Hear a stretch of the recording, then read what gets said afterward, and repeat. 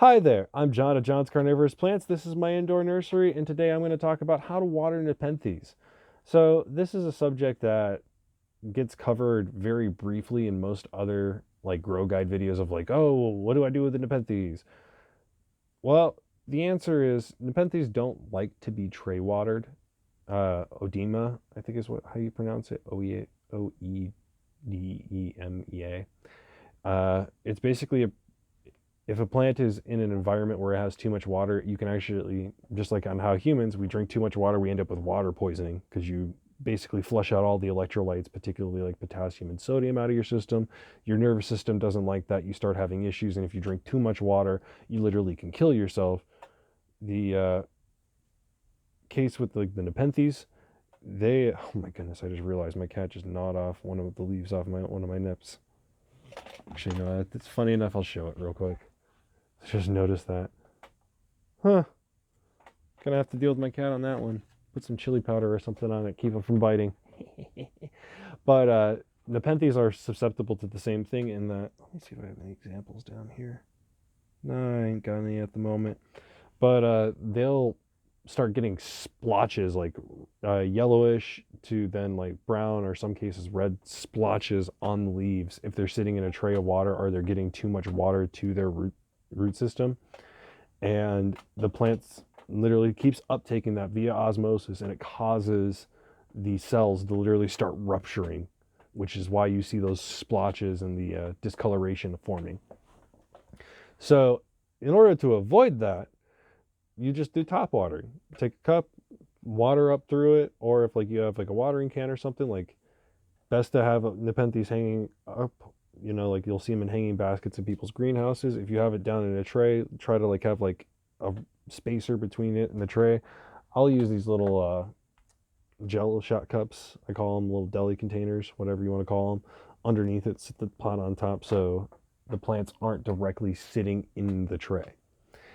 That is a very viable option for like a smaller grow. That way you can make sure that whenever you're top watering, you see the water actually running through the pot. They really like that. It's a bunch of oxygenation happening right there, and oxygen to plant roots is very, very good. It's basically why the whole concept of aeroponics is like a really advanced growing technique, but yields really great results, is because the plant roots are able to get more oxygen than they would any other natural way without drying out. So keeping that in mind, whenever you're like watering your Nepenthes, water from the top, make sure water comes through it and it's like a good flow of water moving through it.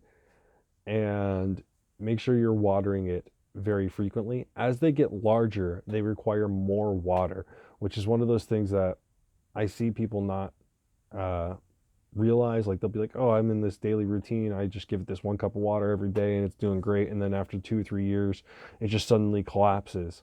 Well, the flip side ends up happening if you don't up pot it and keep the plant in size with its pot, is that the roots, they need a lot of water to maintain a larger plant. And if you're giving it the same amount of water whenever it was a little 6-inch plant, then it's not going to like that too much. And eventually over time, it's going to get dehydrated because the time between waterings won't be adequate enough to maintain the water pressure within the plant. And then you'll start seeing it shrivel up and be unhappy and die.